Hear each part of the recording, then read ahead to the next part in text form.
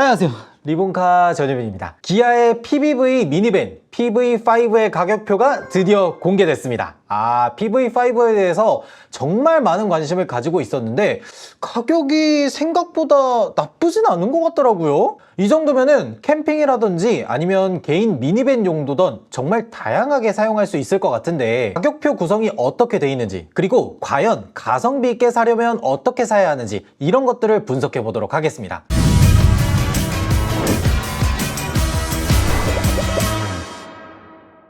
일단 PV5라는 차량은 현재 한국 자동차 시장에 있어서 꽤나 의미 있는 차량이라고 생각합니다. 왜 그러냐면 우리나라에 이런 크기의 미니밴이 나온 적이 언제였나 싶을 정도로 희귀한 사이즈의 미니밴이에요. 스타렉스, 스타리아, 르노 마스터 이런 밴 느낌의 차량들이 대체로 전장이 다 5m가 넘었어요. 근데 PV5의 전장은 4695mm, 그러니까 순수하게 길이만 놓고 보면 한 준중형급 사이즈가 된다라고 보시면 됩니다. 이게 왜 중요하냐면 5m가 넘는 대형 밴들은 사실 운전하기가 힘든 편이어서 개인적인 목적으로 활용하는 데 있어서는 조금 큰 편이에요. 그러다 보니까 아무래도 여성분들이라든지 아이를 태우고 다니는 좀 작은 차를 원하는 분들한테는 카니발이나 스타렉스나 스타리아 같은 차량들이 조금 크게 느껴질 수가 있죠. 그래서 그것보다는 좀 더 작은, 주차하기도 편하고 타고 다니기 편하고 이런 차량들이 나왔으면 참 좋겠다 생각을 했는데, 그런 목적에 어울리는 차량이 PV5로 나온 것 같아요. 특히 유럽 같은 곳을 보면은 폭스바겐 투런 같은 차량이 이런 부류에 속하잖아요. 작은 차량으로 나온 미니밴으로서 좁은 골목길을 다니는데 굉장히 유용한 그런 차량인데, 저도 유럽 갔을 때 이런 차량들 보면서 우리나라에도 저런 차량이 좀 필요한 것 같은데 라는 생각을 종종 하긴 했었어요. 자, 그러면 가격표를 한번 살펴볼 텐데, 아시다시피 PV5는 패신저 모델하고 카고 모델로 분류가 되어 있죠. 가격표 자체는 패신저 모델을 주로 살펴보면서 동시에 카고 모델은 어떤 것들이 다른지 알려드리도록 할게요. 일단 트림 구성은 베이직, 플러스 이렇게 두 가지로 구성되어 있습니다. 베이직 4,709만원, 카고는 4,200만원이에요. 패신저 같은 경우엔 친환경차 세제 혜택 전이라고 적혀있긴 한데, 다른 전기차 차량들이 적용받았던 세제 혜택 가격이 보통 150에서 한 200만원 사이니까 실제로 가격은 한 4,550만원 요 정도라고 생각하시면 될 것 같습니다. 베이직부터 살펴보면 기본적으로 71.2kWh 배터리를 사용했다고 나오죠. 기존에는 국내 기업의 배터리를 사용했다면 이번에는 중국의 CATL 배터리를 사용했다고 해요. 근데 LFP 배터리가 아니라 3원계의 MCM 배터리를 사용했다고 하니까 이 부분은 좀 다행이라고 할 수가 있겠죠. 패신저는 71.2kWh지만 카고 모델은 51.5kWh 배터리를 스탠다드로 쓰고 롱레인지로 가격을 올리면 71.2kWh 동일하게 들어갑니다. 71.2면 사실 배터리가 엄청 많이 들어가는 건 아니죠. 1회 충전 주행 가는 거리를 보면은 대략 한 358km라고 나오거든요. 서울에서 출발하면 부산까지는 한 번에 못 간다고 보시면 됩니다. 왜냐면 고속도로를 타게 되면 고속도로 공인연비를 봐야 되는데, 고속도로를 주행했을 때 1회 충전 주행 가는 거리가 301km입니다. 그러니까 부산까지는 못 가고 대구 정도까지는 갈 수 있는 그런 거리가 나오고요. 여기서 만약에 51.5kWh가 탑재된 카고 모델은 고속도로 기준 229km니까 사실 이 스탠다드 모델을 가지고 장거리를 뛴다는 생각은 하지 않으시는 게 좋을 것 같아요. 부산까지 간다 치면 최소한 2번 정도는 충전을 해야 되다 보니까 약간 스트레스를 많이 받으실 것 같습니다. 근데 한 가지 다행인 거는 기존에는 포터 EV나 봉거 EV 이런 차량들이 스탠다드 레인지 하나만 나왔어가지고 약간 답답했었는데, 그래도 카고 모델을 선택했을 때 롱레인지 버전이 추가로 나왔다니까 이런 것들은 충분히 개선된 그런 점이라고 볼 수가 있어요. 출력도 한번 살펴보면 패신저는 기본적으로 120kW, 그러니까 163마력 정도가 나오고요. 카고 모델은 스탠다드 모델에 한해서는 90kW, 120마력이 나오고, 롱레인지를 선택하면 모터 출력이 올라가서 163마력, 패신저 모델하고 동일하게 들어갑니다. 근데 솔직히 좀 부족하다는 생각이 들죠. 왜 그러냐면 패신저는 무게가 2톤이 넘어요. 공차 중량이 2톤이 넘어. 2톤이 넘어가는 전기차 차량에다가 160마력짜리 모터를 넣으면 일반적으로 시내 도로를 주행하는 데 있어서는 크게 문제점을 못 느끼겠지만, 고속도로에서 추월을 한다거나 급가속을 한다거나 이런 것들에는 좀 무리가 있지 않을까 싶어요. 하다못해 코나, 니로 EV 이런 애들도 150kW급 모터를 넣어서 200마력 정도를 뽑아주는데, 그것보다 훨씬 더 크고 그리고 무게도 훨씬 더 무거운 미니밴 차량이 120kW면 이거 뒤에 짐 싣고 다니고 이럴 텐데, 정말 우리가 옛날에 생각하던 그 봉고 봉고 디젤, 뭐 포터 디젤 요런 정도의 출력으로 똑같이 생각을 하는 건가? 라는 생각이 드는데, 아무리 카고 모델 스탠다드 레인지가 1.8톤으로 조금 더 무게가 가볍다고는 하지만 그래도 1.8톤인데 여기다 짐 싣고 뭐하고 하면은 2톤이 넘어갈 거잖아요. 실제로 보면은 포터 디젤이나 봉고 디젤 같은 차량들의 토크보다 이 120kW급 모터가 들어간 토크가 조금 더 낮게 돼 있어요. 이게 맞나 싶은데, 사실 제가 이건 아직 주행을 해본 건 아니니까 요거는 나중에 타보고 나서 이게 과연 이 차량에 맞는 출력인 건지 이런 것들은 따로 보도록 할게요. 다음으로는 운전자 보조 기능이 기본적으로 탑재가 된 걸 볼 수가 있습니다. 여러 가지 기능이 들어가 있는데 최신 기능인 차로 유지 보조 2나 스티어링 그립 감지 이런 옵션들도 들어갔고요. 이런 최신 옵션들이 들어간 건 굉장히 좋은데, 한 가지 살짝 아쉬운 건 HDA1이 탑재된다는 점이에요. HDA2가 아닌 거는 조금 아쉽긴 한데, 자동차선 변경 옵션 하나 빠졌다 그래서 이게 자동차를 안 살 것 같은 킬링 포인트는 아니니까 요거는 크게 문제가 될 것 같진 않습니다. 외장에서 볼 수 있는 건 도어의 형태죠. 패신저는 기본적으로 4도어 형태로 되어 있고 카고 모델은 3도어가 들어갑니다. 오른쪽에만 슬라이딩 도어가 들어가 있는 거죠. 근데 이게 패신저에서는 베이직이나 플러스나 모두 매뉴얼 슬라이딩 도어가 기본으로 들어갑니다. 그러니까 카니발처럼 자동으로 문이 열리는 게 아니라 수동으로 딸깍 한 다음에 쭉 열어줘야 되는 그런 도어가 들어간 거예요. 이걸 자동으로 하고 싶다면 파워도어라는 120만원짜리 옵션을 넣어야 됩니다. 카고 모델은 이 자동 슬라이딩 도어가 아예 선택 불가인 옵션이에요. 카고는 3도어를 4도어로 올려주는 104만원짜리 컨비니언스를 넣어줘야 3도어에서 4도어가 되는 이런 옵션만 있습니다. 그리고 시트 부분을 보면 기본적으로 직물 시트와 가죽을 혼합으로 사용하는 시트가 들어갑니다. 이야, 이거 괜찮나? 직물 플러스 가죽 시트는 이렇게 생겼죠? 겉 테두리는 가죽으로 들어가 있으면서 엉덩이나 등 부분만 직물로 들어가는 거예요. 한국 사람들이 정말 안 좋아하는 시트인데 스타리아 같은 데서 좀 넣어보고 괜찮다고 생각해서 여기다가도 적용한지 모르겠는데,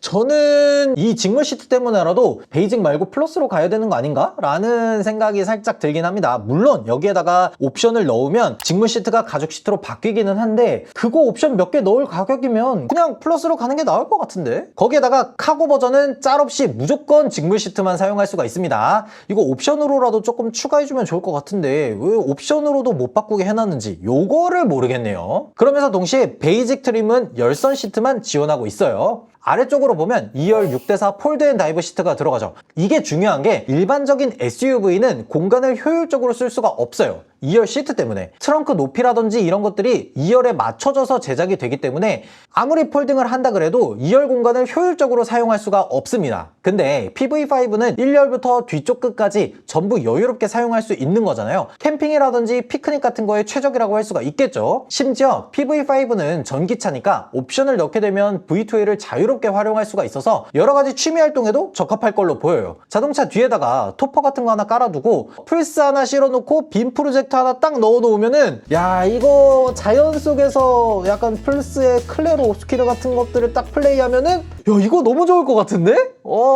야, 이런 움직이는 플스잖아. 이런 다양한 용도로 활용할 수 있다는 게 정말 큰 장점이겠죠. 카고 모델은 1열만 있고 2열은 전부 비어있으니까 원하는 대로 사용자 입맛대로 꾸미면 될 것 같아요. 근데 확실히 아셔야 될 게, 패신저는 트렁크 공간까지 쭉 뚫려 있지만 카고 모델은 격벽이 있다는 거, 요거는 꼭 알고 구매를 하셔야 됩니다. 혹시라도 뭐 카고 모델을 구매해서 개인적인 용도, 뭔가 그냥 캠핑 용도로 사용한다고 생각하시면 안 돼요. 그렇게 사용을 하시면 안 됩니다. 아래로는 12.9인치 PBV 인포테인먼트 시스템이 들어가는데, 요거는 뭐 괜찮다는 거 봅니다. 크기를 조금 더 키워줬으면 좋겠는데 그래도 16대9 비율 들어가 있어서 다양한 용도, 뭐 유튜브라든지 이런 것들을 보는 용도, OTT 같은 것들을 보는 용도로 사용할 수 있어 보여요. 미래에는 정말 테슬라처럼 이런 센터 디스플레이를 넣어놓고 다양한 용도로 활용할 수 있겠다라고 했는데, 여기에 그게 들어간 거냐? 라고 하면은 그건 아닙니다. 네, 그게 아니에요. 이게 정확하게 얘기하면 플레오스 플릿이라는 그냥 중앙 관제 시스템 정도로 보시면 됩니다. 이거는 뭐 ST1 때부터 들어갔던 그런 기능이죠. 일반적인 사용자들 입장에서는 크게 중요한 건 아니고, 기업이나 차량을 여러 대 보유하면서 택배, 물류 이런 회사들에서 주로 사용하는 거니까 요거 플레오스 들어갔다 그래서 뭔가 대단한 것들을 기대하고 그러시면 안 됩니다. 마지막으로 볼 수 있는 건 스피커 2개. 야, 이거 스피커 2개는 다음으로 플러스 트림을 보면은 5천만 원에 실구매 가격은 한 4,850만 원 정도로 생각하시면 됩니다. 이 플러스 트림에는 V2L 커넥터, 외부, 실내 두 가지가 기본으로 들어가고요. 진짜 중요한 건 1열 통풍 시트가 들어가면서 2열 열선 시트까지 포함되고요. 여기에 인조 가죽 시트가 들어갑니다. 이거 진짜 중요하지. 거기에다가 편의 옵션에서는 하이패스, 전동 트렁크, 6개의 스피커. 이거 딱 보면은 이제 베이직을 고르시는 분들이 현저히 적어질 거라는 확신이 드는 부분이에요. 참고로 카고 모델은 베이직 모델이 전부고 여기서 롱레인지로 배터리만 키우는 버전이 있습니다. 배터리 올리고 모터 출력 올리는데 270만 원이면 저는 괜찮다는 생각이 들어요. 여기에 선택 옵션들을 한번 보면요. 컨비니언스 100만 원, 플러스는 기본 옵션입니다. 인조 가죽 시트, 통풍 시트, 하이패스 이런 옵션들이 들어가 있기 때문에 베이직 트림을 구매하실 분들은 반드시 선택을 하셔야 될 것 같아요. 파워도어, 베이직 120만 원 플러스 80만 원. 전동 슬라이딩 도어, 여기에다가 베이직은 전동 트렁크가 추가로 들어갑니다. 이것도 사실 필수 옵션이지 않나 생각이 들어요. 스마트 커넥트 55만 원. 디지털 키 2인데 이거는 뭐 사실 필요에 따라서 넣으시면 될 것 같고요. 저는 안 넣을 것 같습니다. 저는 디지털 키 2 써본 적이 거의 없어요.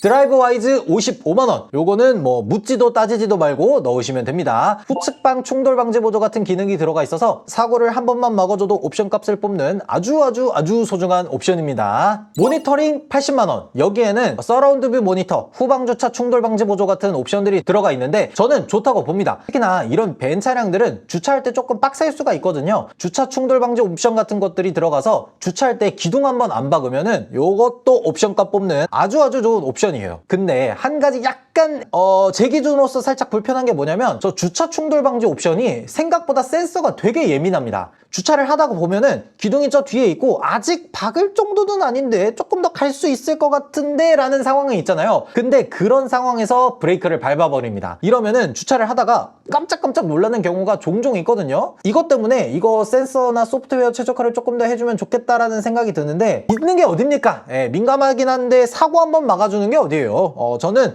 이런 경우가 있다고 하더라도 반드시 넣을 것 같습니다. 다음으로는 유틸리티 40만 원. 이거는 베이직에서만 선택할 수 있는 V2L 옵션입니다. 마지막으로 아웃도어 팩 110만 원. 이게 지금은 110만 원인데 아마 PV5가 꽤 많이 팔린다면 이 애프터마켓 제품들도 분명히 나올 거예요. 그래서 저는 개인적으로는 그 애프터마켓 제품들을 살짝 기다려보면 어떨까 싶긴 하거든요. 왜 그러냐면 다 괜찮은데 평탄화 데크가 허용화 중이 150kg예요. 150kg이면 조금 부족하지 않나 싶거든요. 이런 것들 때문에라도 애프터마켓 제품을 살짝 기다려보면 좋을 것 같다는 생각이 드네요.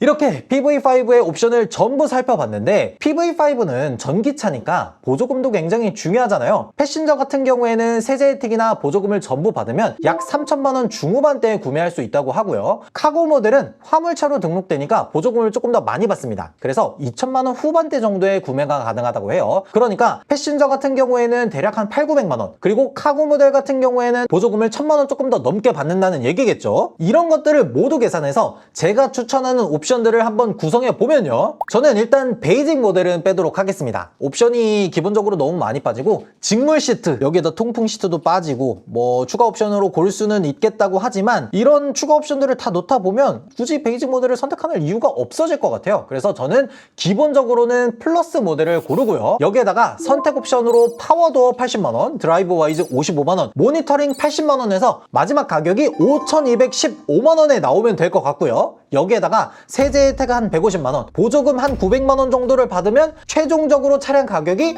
4,165만 원. 요렇게 해서 딱 뽑으면 아주 적당할 것 같다는 생각이 듭니다. 아니 4천만 원 초반이면 신차로 뽑는 거에 생각보다 가격이 괜찮은데요? 나만의 캠핑 밴에다가 평소에는 사람 타는 용도로 쓰는 거면 저는 딱 좋을 것 같다는 생각이 들어요. 저는 개인적으로 평소에 카니발이 너무 크기 때문에 그것보다는 한 급 더 작은 차가 나오면 참 좋겠다 생각한 사람으로서 기아 PV5의 가격이 생각보다 잘 나왔다라는 생각을 합니다. 이렇게 기아 PV5의 가격표, 옵션들을 한번 쭉 살펴보면서 동시에 제가 추천하는 옵션들을 한번 쭉 말씀을 드려봤는데 만약에 여러분들이 PV5를 구입한다고 하면은 여러분들은 어떻게 구입하실지 댓글로 남겨주시면 좋을 것 같습니다. 지금까지 저는 리본카 전여빈이었습니다. 감사합니다.